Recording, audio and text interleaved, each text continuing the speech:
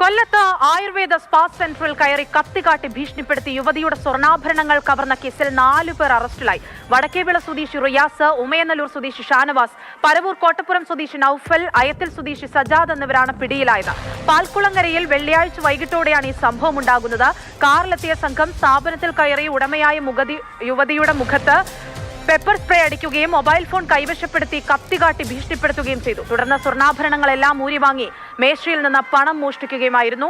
യുവതിയും ജീവനക്കാരനായ യുവാവും മാത്രമാണ് ആ സമയത്ത് സ്ഥാപനത്തിൽ ഉണ്ടായിരുന്നത്. കിളികൊല്ലൂർ പോലീസിൽ നൽകിയ പരാതിയിൽ CCTV ദൃശ്യങ്ങൾ കേന്ദ്രീകരിച്ച് നടത്തിയ അന്വേഷണത്തിലാണ് പ്രതികൾ പിടിയിലായത്.